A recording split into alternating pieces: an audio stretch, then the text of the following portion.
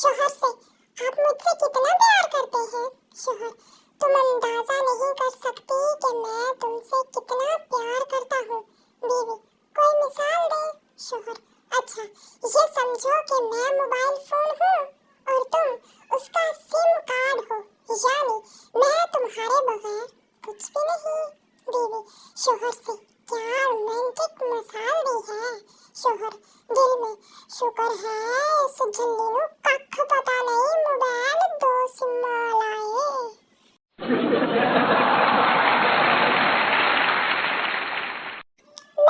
मुझसे शादी नहीं करनी, घर वाले तुमसे करनी किसने है। एक शख्स बाजार में अपना पालतू कुत्ता फरोख्त कर रहा था।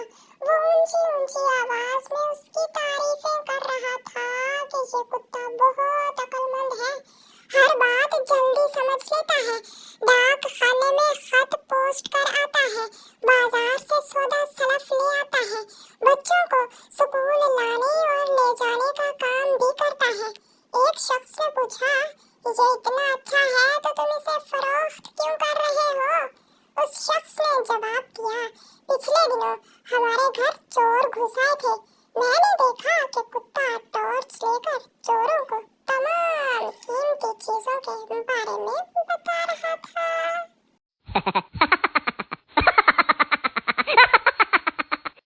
साइकोलॉजी के मुताबिक जिन लोगों का वजन नहीं बढ़ता उन पर कभी एतबार नहीं करना चाहिए, क्योंकि जिन पर खाना असर नहीं करता उन पर बाकी बातें क्या खाक असर करेंगी। नुसरत फतेह अली खान साहब ने हमें 1000 बार बताया कि हुस्न वाले वफा नहीं करते, लेकिन नहीं, आपने तो किया है खूबसूरती पर मरने का।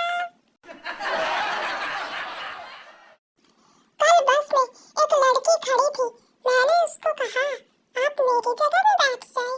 लड़की ने मुझे जोर से थप्पड़ मार दिया। मैंने कहा, भलाई का तो कोई फायदा ही नहीं है आजकल। फिर मैं रोते हुए जाकर दोबारा अपने अब्बू की गोद में बैठ गया। जिंदगी तो बस जानने मानने वालों की है, हम तो पोस्ट करके लाइक और सब्सक्राइब का इंतजार करते हैं। सर्दी सर्दी होती है, लेकिन गिलकत की सर्दी और पंजाब की सर्दी में जमीन आसमान का फर्क है। अब क्या फर्क है वो तो मुझे भी नहीं पता।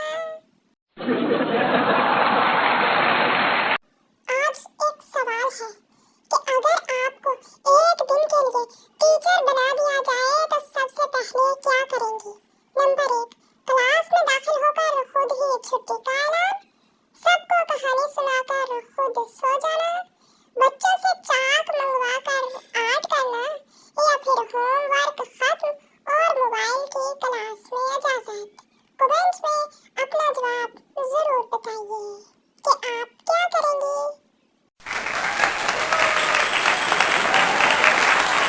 बचपन भी कितना फनी था ना। रात को चादर ओढ़ लेने के बाद लगता था कि अब भूत हमें नहीं पकड़ पाएगा।